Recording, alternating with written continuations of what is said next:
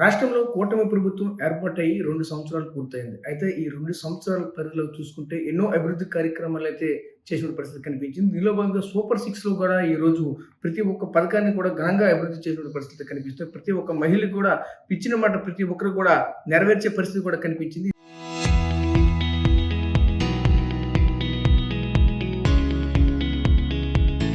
ఇదే క్రమంలోనే దీనిపైన అంటే ఈ 2 సంవత్సరాల్లో ఎటువంటి అభివృద్ధి పదంలో నడిచారు? ఈ 2 సంవత్సరాల్లో ఎటువంటి అభివృద్ధి కార్యక్రమాలు చేశారు? ఇచ్చిన హామీలన్నీ కూడా ఏ మేర నెరవేర్చారనే అంశాలపైన మనతో పాటు మాట్లాడడానికి రాష్ట్ర మంత్రి కొండపల్లి శ్రీనివాసరావు గారు మనతో పాటు ఉన్నారు. ఆయనతో మాట్లాడి మరిన్ని వివరాలు తెలుసుకునే ప్రయత్నం చేద్దాం. సార్ చెప్పండి సార్, ఎలా చూడాలి ఏంటి? ప్రస్తుతం చూసుకుంటే 2 సంవత్సరాల కూటమి ప్రభుత్వం ఏర్పాటయ్యి పూర్తయిన పరిస్థితి కనిపించింది.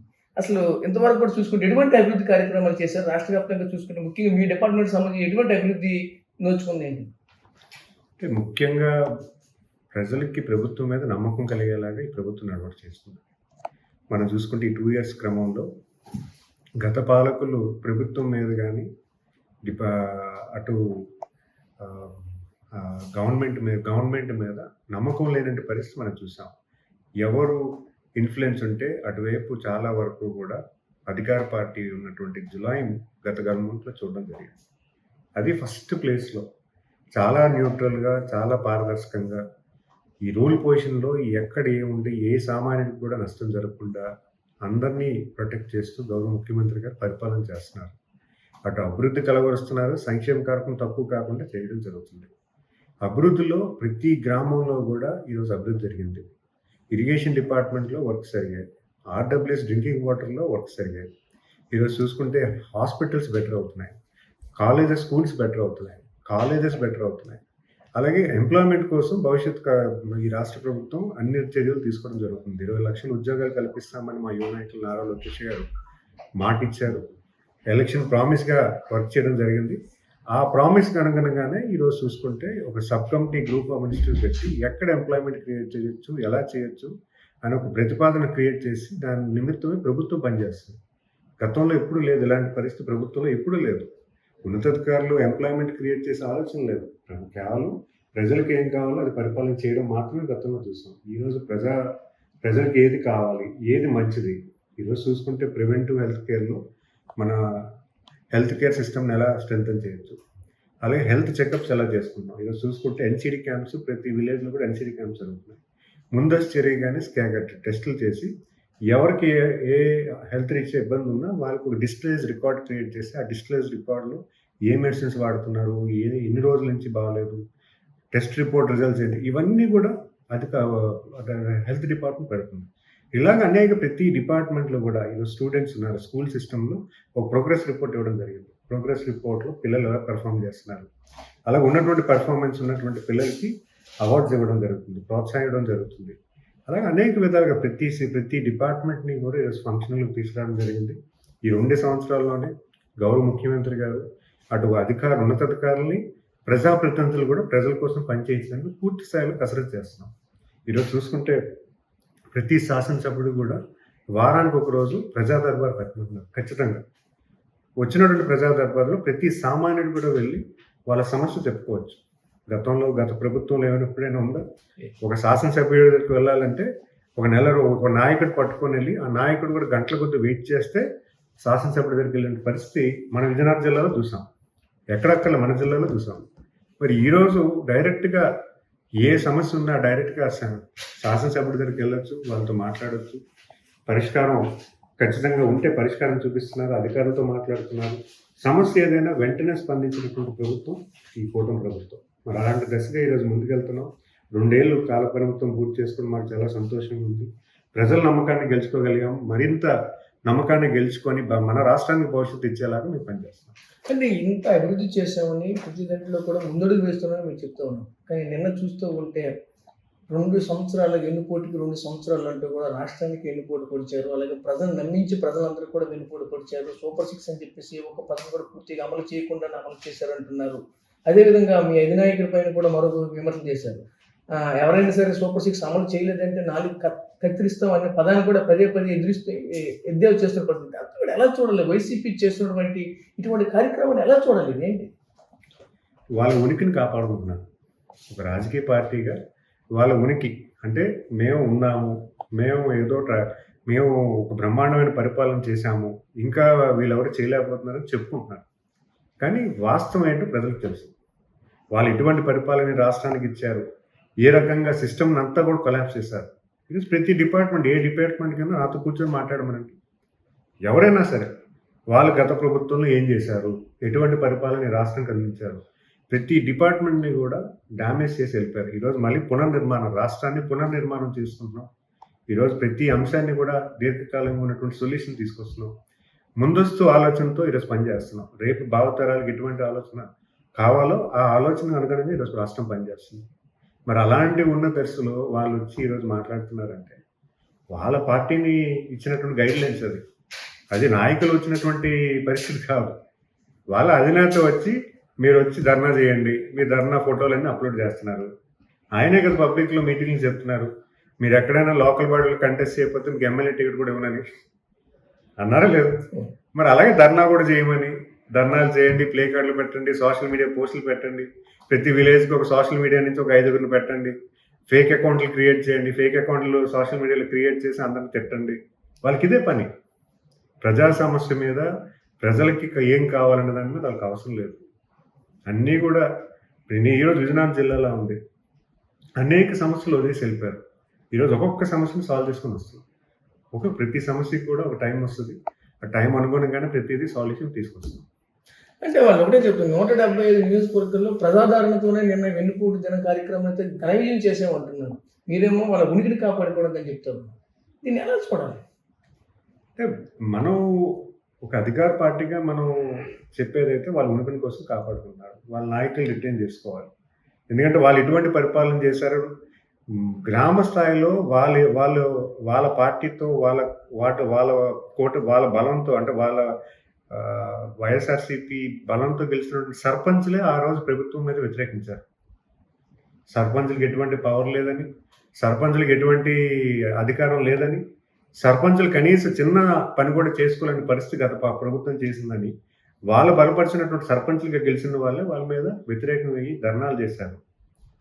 మరి వాళ్ళే ఈరోజు మళ్ళీ వీధుల్లోకి వచ్చి మాట్లాడుతున్నారంటే ఖచ్చితంగా పైనుంచి ఇచ్చినటువంటి డైరెక్షన్. ఇది గ్రామీణ ప్రాంతం. ఖచ్చితంగా పొలిటికల్ వ్యవస్థ అనేది ఒక ఊర్లో 2 పార్టీలు కింద పెడతారు. కుటుంబ నేపథ్యం అవ్వచ్చు, ఒక ఒపీనియన్ అంటే ఏ గవర్నమెంట్ అయితే ఎటువైపు ఆలోచిస్తుందో ఆ ఒపీనియన్ మీద అవ్వచ్చు, లేదా ఉన్నటువంటి గౌరవం కోసం అవ్వచ్చు. అంతేగాని వాళ్ళేదో రాష్ట్రం అంతా 175 నియోజకవర్గాలుగా ఘనంగా చేశామని, ఆ ఘనంగా చేసిందనేది వాళ్ళ వైపు పాజిటివ్ ఉందనేది, పబ్లిక్ పర్సెప్షన్ పాజిటివ్‌గా ఉన్నదనేది అది తప్పుడు సంకేతం.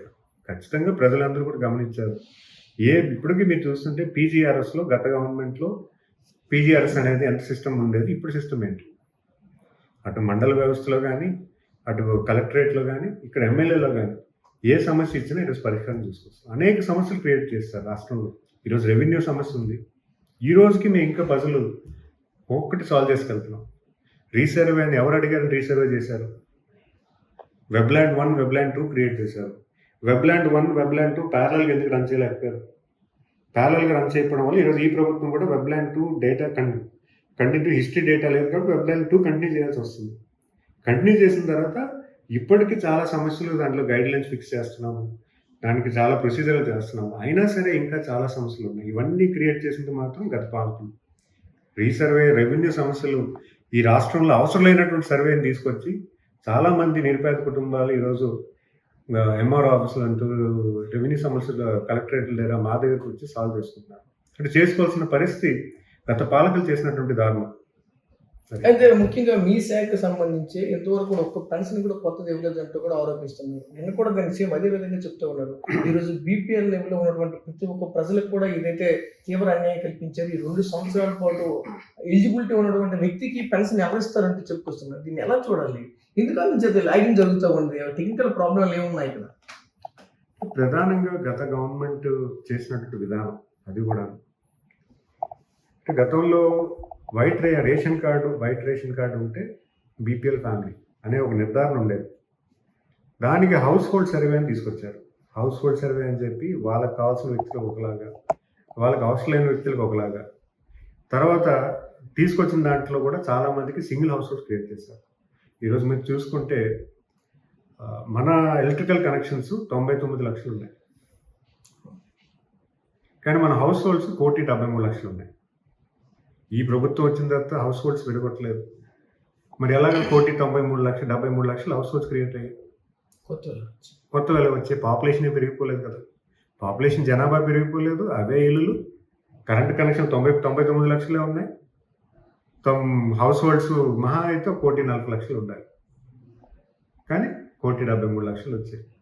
సో ఇవన్నీ కూడా ఒక ఎక్సైజ్ చేయడం జరుగుతుంది. ఎలాగోలాగా మనం పెన్షన్స్ ఇవ్వాలి, ఎవరైతే ఎలిజిబిలిటీ ఉన్నారో వాళ్ళకి ఇవ్వాలి, ఖచ్చితంగా ఇవ్వాలన్న ఆలోచన ప్రభుత్వానికి ఉంది. ఖచ్చితంగా దానికి ఒక భవిష్యత్తులో ఒక డైరెక్షన్ వస్తుంది. దానికి అనుకుని ముందుగా మేము వీడియోస్కి ఇద్దామని ఆలోచన ఉన్నాం. సీఎం గారు కూడా వీడియోస్కి ఇచ్చేద్దాం శ్రీనివాస్, ఖచ్చితంగా దాన్ని ఫైనాన్షియల్ బడ్జెట్ ఎంత అవుతుందో మొత్తం కూడా ఎస్టిమేట్ చేయమన్నారు. విడో పెన్షన్స్ అయితే మాత్రం ప్రధాన బాధ్యతగా ముందుగా అది ఇస్తాం. అండ్ నెక్స్ట్ చూసుకుంటే ఇప్పుడు మీరు ఏ స్థాయిలో ఉన్నప్పటికైనా సరే వెళ్ళవలసింది ఖచ్చితంగా మీ కాన్స్టిట్యూన్సీ గజపతినగరం నియోజకవర్గం నుంచి. అయితే గజపతినగరం నియోజకవర్గానికి ఈ 2 సంవత్సరాల్లో మీరు చేయనటువంటి గొప్ప కార్యక్రమాలు ఏమన్నా ఇచ్చేటువంటి ఆనాడు ఎన్నో హామీలు అయితే ఇచ్చారు. ఎందుకంటే ఆ విధంగా ఆ నియోజకవర్గం కూడా అన్ని సమస్యలతో చుట్టూ కూడా ఊబిలో కూరుకుపోయినటువంటి పరిస్థితులు కనిపించేది. అప్పుడు మీరు వచ్చేసరికి చూస్తున్న గతంలో ఆర్టీవీ ద్వారా కూడా మీరు ఎన్నో హామీలు కూడా చెప్పారు, మేము చేస్తాం, ఇప్పుడు చాలా ఉన్నాయి. అందులో ఏవేవి మీరు ఇంతవరకు కూడా ఫుల్ఫిల్ చేసిన పరిస్థితి 2 సంవత్సరాలు? ప్రధానంగా మనకున్నటువంటి సమస్య మౌలిక వస్తువులు, డ్రింకింగ్ వాటర్, మేజర్ నీరు ఉంది. జల్ జీవన్ మిషన్ అని చెప్పి గత గవర్నమెంట్ శాంక్షన్ చేశారు, కానీ కనీస బడ్జెట్ ఇవ్వలేదు. ఈరోజు కేంద్ర ప్రభుత్వాన్ని మళ్ళీ గౌరవ ముఖ్యమంత్రి గారు రిక్వెస్ట్ చేసి జల్ జీవన్ మిషన్ అనేది మాకు ఎక్స్టెండ్ చేయమని చెప్పి రిక్వెస్ట్ చేయడం జరిగింది. అదే ఆ శాంక్షన్ అనేది రీసెంట్గా ఇవ్వడం జరిగింది. రీసెంట్గా ఒక 6 months బ్యాక్ మొన్న జరిగినటువంటి బడ్జెట్లో మనకి ఎలకేషన్ ఇవ్వడం జరిగింది. దాని నిమిత్తమే ఒక 3,000 కోట్లు కూడా రిలీజ్ చేయడం జరిగింది. అంటే మొదటి డ్రింకింగ్ వాటర్ అనేది గత గవర్నమెంట్ నిర్లక్ష్యం వల్ల జల్ జీవన్ మిషన్ డ్రాప్ అయ్యింది. దాన్ని మళ్ళీ రీశాంక్షన్ చేయించుకొని దానికి ఇచ్చిన అంటే మన రాష్ట్రానికి ఇచ్చినటువంటి ఎలకేషన్ 18,000 కోట్లని మళ్ళీ రీఅలొకేషన్ చేసి బడ్జెట్ స్పెండ్ చేయమని చెప్పారు. అయితే ఈ గజపతినగరం నియోజకవర్గం వరకు కూడా 2 మండలాలు జల్ జీవన్ మిషన్లో ఎక్స్టెండ్ అయ్యాయి. అలాగే గంచేడ, దత్తిరాజారు, జామి మండలాలకి అటు డిఎంఎఫ్ అవ్వచ్చు, లేకపోతే స్పెషల్ విఎంఆర్డీ అవ్వచ్చు, అర్బన్ డెవలప్మెంట్ అథారిటీ అవ్వచ్చు, అలాగే అనేక రకాలుగా ఒక 20 కోట్ల వరకు ఇవ్వడం జరిగింది. ఇవే కాకుండా భవిష్యత్ కాలంలో కూడా sustainable water source, drinking water ఇవ్వడానికి కూడా ప్రతిపాదన నడుస్తుంది. అది కూడా గౌరవ ముఖ్యమంత్రి గారి దృష్టిలో ఉంది. భవిష్యత్ కాలంలో రూరల్ సైడ్ నుంచి ఎలా చేయాలో అది ఎక్సైజ్ చేస్తున్నాం. అలాగే హాస్పిటల్ అనేది గతంలో మనం చూసుకుంటే చాలా దయనీయ స్థితిలో ఉండేది. అదే నియోజకవర్గం హెడ్ క్వార్టర్స్లో 4-5 మండలాలకి కావాల్సినటువంటి హాస్పిటల్ కనీసం పట్టించుకోకుండా గత తెలుగుదేశం ప్రభుత్వంలో శాంక్షన్ అయింది, కనీసం పట్టించుకోకుండా వదిలేశారు. నేను వచ్చిన వెంటనే 6 నెలల్లో పూర్తి చేస్తానన్నాను, అది 8 మాసాల్లో కంప్లీట్ అయింది. మరి అది కంప్లీట్గా ఆపరేట్ చేసే దశగా అన్ని బెడ్స్ కూడా వచ్చేసాయి, దాని ఇన్ఫ్రాస్ట్రక్చర్ రెడీ అయింది, దానికి కావాల్సినటువంటి ఎక్విప్మెంట్ కూడా సిఎస్ఆర్ ఫండ్స్లో క్రియేట్ చేసి దాన్ని కూడా ఇవ్వడం జరిగింది. మరి అంతేకాకుండా దీర్ఘకాలికంగా ఉన్నటువంటి సమస్యలు, రోడ్స్ అంటే ఎన్నో, అసలు మెయిన్ రోడ్ ఎందుకు అంతెందుకు, ఇప్పుడు మన ప్రతిపక్ష నాయకుడు చెప్తా ఉంటాడు, నేను గజపతినగరం బైపాస్ రోడ్ ఇచ్చానని పార్ల వరకు 34 కోట్లు అయితే ఆ గవర్నమెంట్ దానికి ఎంత ఫండ్ ఇచ్చింది, ఈ గవర్నమెంట్ ఎంత ఫండ్ ఇచ్చింది? ఆ గవర్నమెంట్ ఒక 2 కోట్లు ఇస్తే ఈ గవర్నమెంట్ వచ్చి 16 కోట్లు ఇచ్చాం. మొన్న ఆ పేమెంట్ అయింది. ఈ 16 కోట్లతో కూడా ఆ పేమెంట్ని మొత్తం రోడ్డు పూర్తి చేసి మిగతా పేమెంట్ కూడా ఇస్తామని చెప్పాము. అది దురదృష్టం ఏంటంటే ఆ తార్ రేట్ పెరగడం వల్ల కంప్లీట్ అవ్వలేదు. ఖచ్చితంగా ఈ వార్ కండిషన్స్లో తార్ రేట్ పెరిగింది, దానివల్ల కూడా కంప్లీట్ అయిపోయింది. అలాగే రూరల్ సైడ్లో ఉన్నటువంటి ఎన్ఆర్జీస్ వర్క్స్ సుమారు 150 కోట్ల వర్క్స్ ఈ నియోజకవర్గంలో చేయడం జరిగింది. అనేక రోడ్ సమస్యలు, గ్రామీణ ప్రాంతంలో రోడ్స్ కానీ, శానిటేషన్ కానీ, లోపల ఉన్న సీసీ రోడ్స్ కానీ అనేక విధాలుగా డెవలప్ చేయడం జరిగింది. అంటే ఇవన్నీ కూడా ఇన్ఫ్రాస్ట్రక్చర్. స్కూల్స్ని మళ్ళీ మెరుగైన వ్యవస్థలో తీసుకెళ్తున్నాం, క్వాలిటీ ఎడ్యుకేషన్ ఎప్పటికప్పుడు మానిటర్ చేస్తున్నాం, సిఎస్ఆర్ ఫండ్స్ తీసుకొస్తున్నాము. అలాగే స్టెమ్ ల్యాబ్స్ అని కొత్తగా తీసుకొచ్చి స్కూల్స్లో లేటెస్ట్ ఎడ్యుకేషన్ సిస్టమ్ కాంపిటేటివ్గా వచ్చేలా కూడా ఇది సిఎస్ఆర్ ల్యాబ్స్ ఇస్తున్నాం. డ్రింకింగ్ వాటర్కి ఆరో ప్లాంట్స్ ఇచ్చాము, సుమారు 15 ఆరో ప్లాంట్స్ ఇచ్చాము. అలాగే అనేక సమస్యలు, ఒక్కొక్క సమస్యలు. ప్రధానంగా నేను గమనించింది అంటే ఎంప్లాయ్మెంట్. ఈ నియోజకవర్గానికి ఎంప్లాయ్మెంట్ కావాలి. దాని నిమిత్తమే ఈరోజు ఆలాం కంపెనీ కూడా గతంలో సిక్కే వెళ్ళిపోయింది. ఈరోజు అక్కడ అగ్రి ఆఫీ ఫుడ్స్ అని చెప్పి వాళ్ళు నేను దుబాయ్లో ప్రత్యేకించి కలిసి మీరు ఇక్కడ రండి, ఈ కంపెనీని ఎక్వైర్ చేయండి అని చెప్తే వాళ్ళు చాలా సానుకూలంగా స్పందించి రేపు ఆగస్టులో అది ఓపెన్ అవుతుంది. దానివల్ల 1000 మందికి ఎంప్లాయ్మెంట్ వస్తుంది. అలాగే అంబట్ వల్స్లో కూడా ఇంకో క్యాషనెట్ ఇండస్ట్రీ వస్తుంది, దానివల్ల 1000 మందికి ఎంప్లాయ్మెంట్ వస్తుంది. అలాగే ఈరోజు ఉమనోవా అని చెప్పి ఒక ఫుడ్ ప్రాసెసింగ్ యూనిట్ ఒకటి మన జిల్లాకి ఇవ్వడం జరిగింది. దానికి కూడా ఒక ప్రతిపాదన 7,000 మందికి ఎంప్లాయ్మెంట్ వస్తుంది. అలాగే ఒక ప్లేవుడ్ ఇండస్ట్రీ వస్తుంది, దానివల్ల 1000 మందికి ఎంప్లాయ్మెంట్ వస్తుంది. ఇలాగ ఒక 10,000 వరకు, నేను ఒక 5,000 వరకు ఎంప్లాయ్మెంట్ ప్లాన్ చేశాను. కానీ నా దృష్టిలో నేను అనుకున్న ప్రాజెక్ట్స్ అన్నీ వస్తే కనీసం ఒక 10,000 మందికి ఎంప్లాయ్మెంట్ వస్తుంది. అది కూడా కార్యరూపం చేస్తున్నాం. సో నియోజకవర్గంలో మౌలిక వసతులు, ప్రివెంటివ్ హెల్త్ కేర్లో హెల్త్ సిస్టమ్ ఎలా ఉండాలి, చదువు ఎలా ఉండాలి, అలాగే డ్రింకింగ్ వాటర్ ఫెసిలిటీ ఎలా ఉండాలి, కనెక్టివిటీ ఎలా ఉండాలి, ఆపర్చునిటీస్ ఎలా ఉండాలి, ఉద్యోగ అవకాశాలు ఎలా ఉండాలి, పీస్ఫుల్ లా అండ్ ఆర్డర్ అంటే చాలా పీస్ఫుల్గా ఉండాలి. డ్రగ్స్ మీద కంప్లీట్గా మేము అవేర్నెస్ క్రియేట్ చేశాము. దాన్ని ఖచ్చితంగా కట్టడి చేసే ప్రయత్నం కూడా చేస్తున్నాం. ఎందుకంటే అది బాగా గత గవర్నమెంట్ నిర్లక్ష్యం వల్ల గ్రామీణ ప్రాంతంలో కూడా చాలా చుట్టుకుపోయినటువంటి పరిస్థితి మనం చూసాము. ఇవన్నీ కూడా కట్టడి చేయాలంటే ఖచ్చితంగా మనకు టైం కావాలి. అది కూడా కరెక్ట్ చేస్తాం.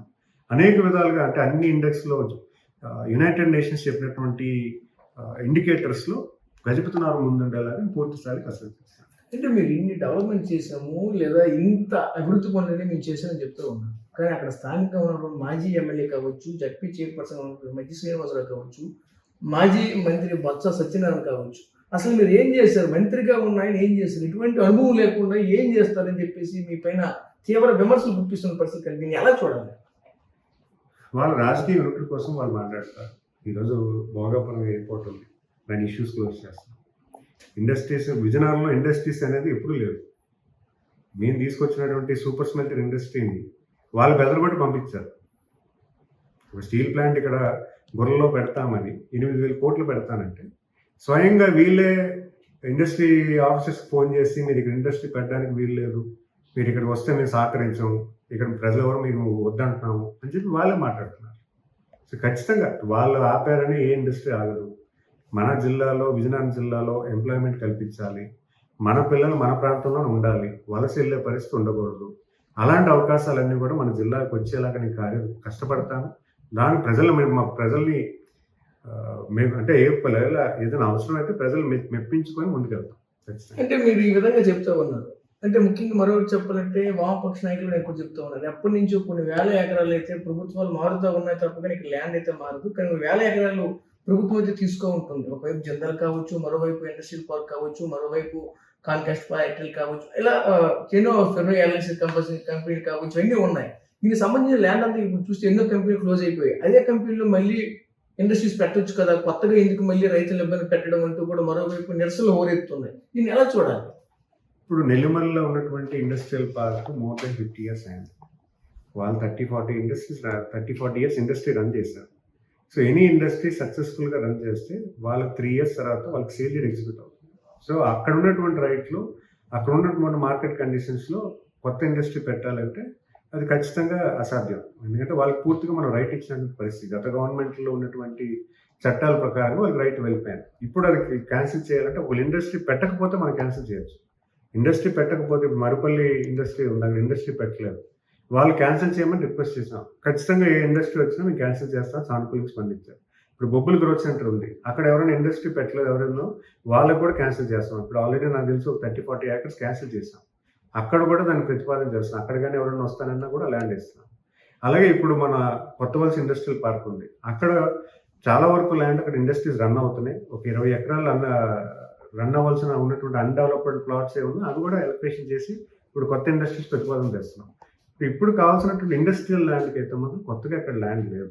బొబ్బిల్ గ్రోత్ సెంటర్ అనేది అక్కడ ఈకో సిస్టమ్ దూరంగా ఉంది. సుమారు 60 kilometers మన జిల్లా నుంచి హెడ్ క్వార్టర్స్ నుంచి కానీ విశాఖపట్నం కానీ దూరంగా ఉండడం వల్ల అక్కడ కొంతమంది వెళ్ళట్లేదు. అక్కడ ఫెడరల్ ఇండస్ట్రీస్ కానీ, మ్యానుఫ్యాక్చరింగ్ సెక్టర్ కానీ, అలాగే ఎవరైనా వెళ్ళొచ్చు. కానీ ఈ చిన్న ఫుడ్ ప్రాసెసింగ్ ఇండస్ట్రీస్ కానీ ఇప్పుడు చూసుకుంటే ఇవన్నీ కూడా రావాలంటే ఖచ్చితంగా ఒక లార్జ్ బ్యాంక్ కావాలి. ఇప్పుడు సూపర్ స్మెల్టర్స్ ఇండస్ట్రీ వాళ్ళు 1000 acres కావాలి, బొబ్బిల్లో 1000 acres లేదు.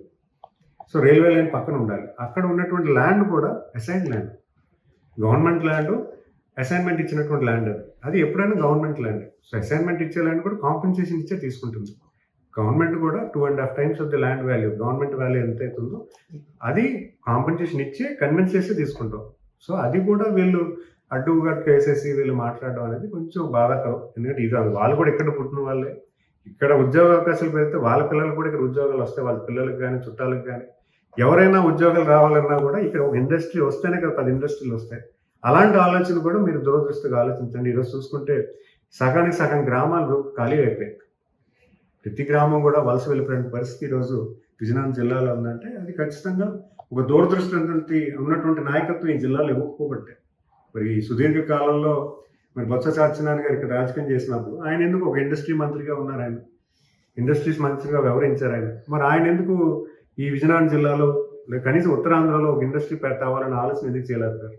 ఆయన తెద్దాం అనుకున్నటువంటి వోక్స్ వ్యాగన్ కూడా ఇక్కడ పూణే వెళ్ళిపోయింది. దాని గురించి కూడా మాట్లాడడానికి చాలా ఉన్నాయి. అంటే ముఖ్యంగా చూసుకుంటే నందమూరి తారక రామారావు తీసుకొచ్చిన రోడ్ సెంటర్ కావచ్చు, ఆటోనగర్ కావచ్చు, కొన్ని ప్రాంతాలు చాలా అభివృద్ధి చెందిన పరిస్థితి కనిపిస్తూ ఉన్నాయి. ఈరోజు కూటమి ప్రభుత్వం ఏర్పడిన తర్వాత కూడా ప్రతి ఒక్క నియోజకవర్గంలో కూడా రాష్ట్రంలో ఉన్నటువంటి 175 నియోజకవర్గాల్లో కూడా ఈరోజు ఎంఎస్ఎంఈ పార్కులు తీసుకురావాలని ప్రతిపాదన చేసింది. ఈ 2 సంవత్సరాల కాలంలో ఎక్కడెక్కడ ఏ ప్రతిపాదనలు వచ్చాయి, ప్రస్తుతం చూసుకుంటే ఏ విధంగా అభివృద్ధి బాటలు ఏ విధంగా వెళ్ళబోతుంది ఎంఎస్ఎంఈ మీ శాఖకు సంబంధించి? ప్రధానంగా ఎంఎస్ఎంఈ పార్క్స్ అయితే ప్రతి నియోజకవర్గంలో ఒక ఎంఎస్ఎంఈ పార్క్ ఇవ్వాలని ఆలోచన. ఈరోజు చూసుకుంటే కొత్త వలస ఆల్రెడీ ఆ పార్క్ కంప్లీట్ అవ్వడం అయింది. అది అలాట్మెంట్ కూడా జరిగింది. గజపతినగరంలో ఇప్పుడు ఇంకా వర్క్స్ జరుగుతున్నాయి. బొబ్బిల్లో ఇంకా వర్క్స్ జరుగుతున్నాయి. అలాగే విజయనగరంలో మొన్నే శాంక్షన్ చేయడం జరిగింది. నెల్లిమర్లో ఇంకా వర్క్స్ జరుగుతున్నాయి. చీపురుపల్లిలో, రాజంలో మొన్నే ల్యాండ్ ఐడెంటిఫై చేయడం జరిగింది. ప్రతి నియోజకవర్గంలో ఒక ఇండస్ట్రియల్ పార్క్ పెడితే మన దగ్గర ఉన్నటువంటి నివసిస్తున్నటువంటి ప్రజానికి ఏదైనా ఇండస్ట్రీ పెట్టుకోవాలంటే వాళ్ళకి ఫస్ట్ ఆప్షన్ ఎంఎస్ఎంఈ పార్క్ అవుతే బెటర్. ఎందుకంటే దానికి అప్రూవల్ ప్రాసెస్ సింప్లిఫై అవుతుంది, ఫెసిలిటీస్ బాగుంటాయి, క్వాలిటీ కరెంట్ కనెక్షన్ ఉంటుంది, అలాగే వాటర్ సప్లై ఉంటుంది. అలాగే ఏ అప్రూవల్ అయినా కూడా లీగల్గా కూడా చాలా సింప్లిఫైడ్గా ఉంటుంది. ఎందుకంటే ఈరోజు గవర్నమెంట్ ఇచ్చిన ప్లాట్లో లీగాలిటీలో ఇష్యూ ఉండదు, లోన్స్ చాలా ఈజీగా వస్తాయి. సో అనే దాని మీద మేము ప్రధానంగా పార్క్స్ డెవలప్ చేస్తాము.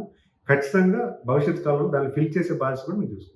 కూటమి ప్రభుత్వం ఏర్పాటు అయిన తర్వాత ఇండస్ట్రియల్ పరంగా కావచ్చు, ఎంఎస్ఎంఈ పరంగా కావచ్చు, ఎటువంటి పెట్టుబడులు తీసుకుని వచ్చారు? ముఖ్యంగా రాష్ట్రంలో అభివృద్ధి చెందాలన్నా, పెట్టుబడులు తీసుకురావాలన్నా, సంపద సృష్టించాలన్నా ముఖ్యమంత్రి నారా చంద్రబాబు నాయుడు గారితోనే సాధ్యం అవుతుందంటూ కూడా ప్రజలంతా కూడా నమ్మి ఆ విధంగా ముందుకు వెళ్ళిన పరిస్థితి కనిపించింది. ఈరోజు ఈ 2 సంవత్సరాల పూర్తి కాలం అయింది. ఈ 2 సంవత్సరాల్లో ఎటువంటి ఇన్వెస్ట్మెంట్స్ తీసుకుని వచ్చారేంటి?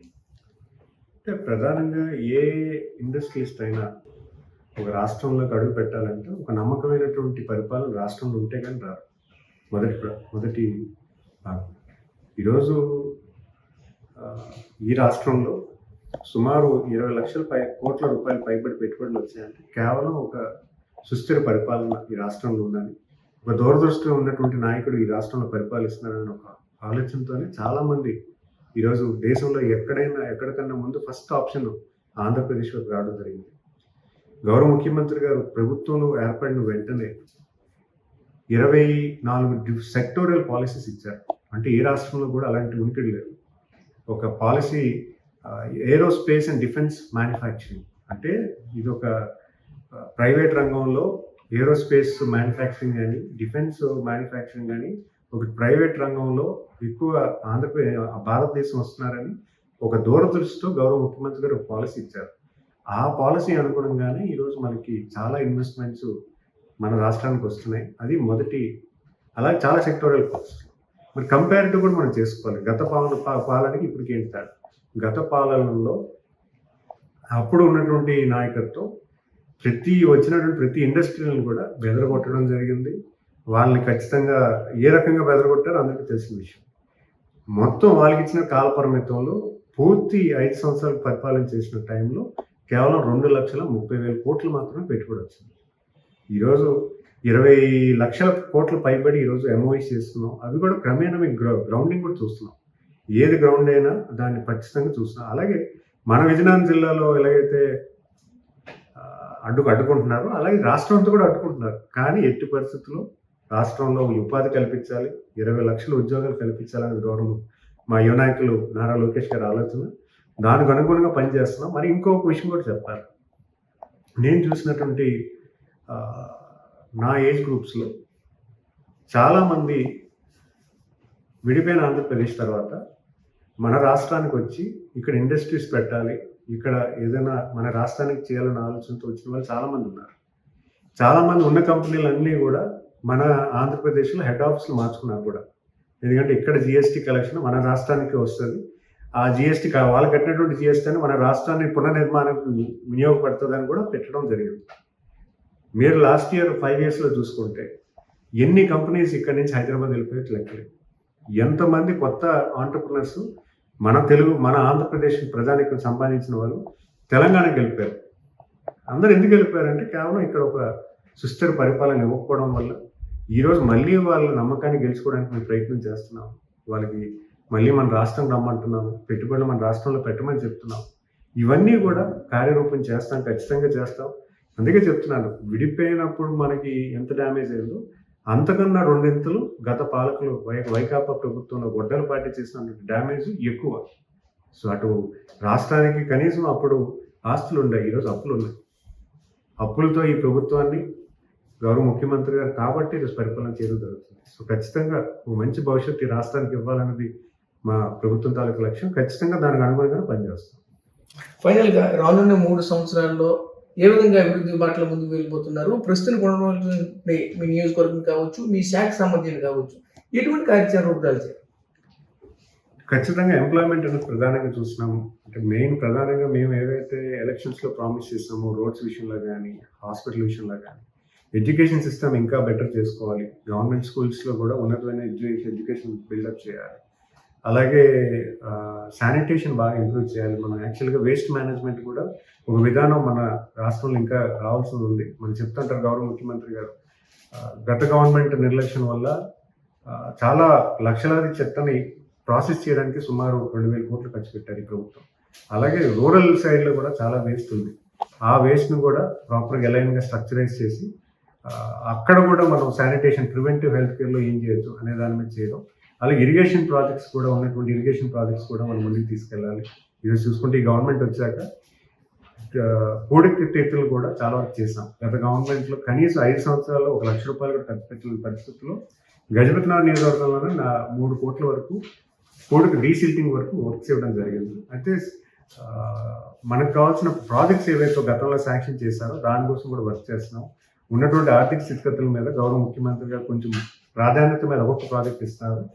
మనకి ఉత్తరాంధ్రకి స్పెషల్గా ఉన్నటువంటి తారక రామ మొదటి ప్రాధాన్యత ఇస్తే అది కంప్లీట్ చేయాలని.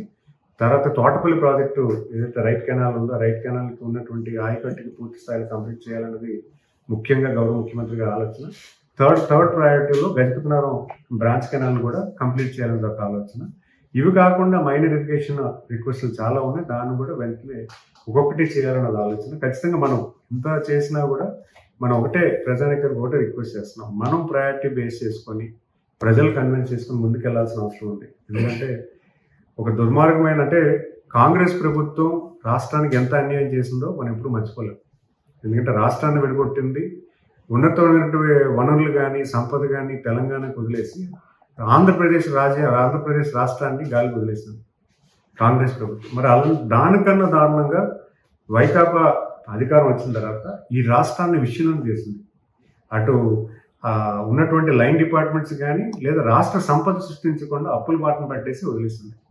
ఈరోజు గౌరవ ముఖ్యమంత్రి గారు పరిపాలన చేస్తున్నారు కాబట్టి ఈరోజు కనీసం ఈ 2 సంవత్సరాలు కూడా ఎవరికి కష్టం తెలియకుండా, లేదు కష్టం తెలియదు, ఇంటి నిండా అప్పు ఉండిన తర్వాత ఏ మనిషి అయినా ఇల్లుని ముందుకు నడిపించాలంటే ఎంత కష్టంగా ఉంటుందో, రాష్ట్రం నిండా అప్పు 10 లక్షల కోట్ల పైన అప్పు చేసినటువంటి గత పాలకులు రాష్ట్రంలో ఉన్నటువంటి ప్రజానికం కష్టం లేకుండా పరిపాలన చేస్తున్నారు.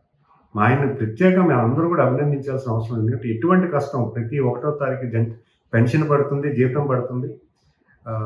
అలాగే అభివృద్ధి పనులు ఎక్కడ కూడా ఆపకుండా చేసినటువంటి మనుషులకు కూడా ఈరోజు పేమెంట్లు పడుతున్నాయి. గత పాలకులు వదిలేసినటువంటి లక్ష కోట్లు కూడా ఈరోజు ఈ ప్రభుత్వం చెల్లిస్తుంది. సంక్రాంతి పండుగ అని చెప్పి గతంలో చాలామంది ఆశించారు, కానీ 6,000 కోట్లు 10 లక్షల లోపల ఉన్నటువంటి కాంట్రాక్టర్లకి ఈ ప్రభుత్వం వచ్చిందో క్లియర్ చేసింది. ఇలాగ అనేక పేమెంట్లు ఈరోజు ప్రభుత్వం క్లియర్ చేసి ప్రభుత్వం మీద నమ్మకం పెంచుతున్నారు, ప్రభుత్వ వ్యవస్థ మీద నమ్మకం పెంచుతున్నారు. ఖచ్చితంగా ఒక భారతరానికి మంచి ప్రదేశం కింద తయారు చేసేలా గౌరవ ముఖ్యమంత్రి గారు పనిచేస్తున్నారు. ప్రభుత్వం యంత్రాంగం పనిచేస్తుంది, మీ అందరూ కూడా కష్టపడుతున్నారు. Okay sir, thank you sir. So చూసాం కదా, ముఖ్యంగా ఒకటే చెప్పుకోవాల్సిన నేపథ్యం అయితే కనిపిస్తూ ఉన్నది. ఏదైతే ఈ 2 సంవత్సరాల్లో కూడా విస్తృతంగా అభివృద్ధి కార్యక్రమాలు అయితే జరిగాయి అని చెప్తా ఉన్నారు. అదేవిధంగా శాఖకు సంబంధించి చూసుకుంటే ఖచ్చితంగా రానున్న రోజుల్లో ప్రతి ఒక్కరు కూడా పెన్షన్ అందే విధంగా కూడా మేమైతే ముందుకు వెళ్తామంటూ కూడా చెప్పుకొస్తున్న పరిస్థితి కనిపిస్తుంది. రానున్న 3 సంవత్సరాల్లో కూడా మరింత అభివృద్ధి పదంలో ముందుకు వెళ్తామంటూ కూడా మనతో పాటు చెప్పుకొస్తున్న పరిస్థితి కనిపిస్తుంది. ముఖ్యంగా చూసుకుంటే గజపతిరావు నియోజకవర్గానికి సంబంధించి చూసుకుంటే ఎన్నో అభివృద్ధి కార్యక్రమాలు అయితే ఇప్పటికే చూస్తాం. కోట్ల రూపాయల సొమ్ముతో ఎన్నో అభివృద్ధి పనులు కూడా చేసాం. ముఖ్యంగా రోడ్లు కావచ్చు, తాగునీరు కావచ్చు, సాగునీరు కావచ్చు. ఇలా అదే కాకుండా ముఖ్యంగా యువత ఎంప్లాయ్మెంట్ కోసం అయితే మాత్రం మా వంతుగా మేము ఎంతగానో కృషి చేస్తున్నామంటూ కూడా చెప్పుకొస్తున్న పరిస్థితి కనిపించింది. ఇప్పటికే సుమారుగా 10,000 వరకు కూడా ఈరోజు నిరుద్యోగులకి ఈరోజు ఉద్యోగాలు కల్పించే దిశగా ఆల్రెడీ ఇప్పటికే ఏర్పాట్లు చేసామంటూ కూడా మనతో పాటు చెప్పుకొస్తున్న పరిస్థితి కనిపిస్తూ ఉన్నాయి. Camera person Naidu Rajesh, RTV, Vizianagaram జిల్లా నుంచి.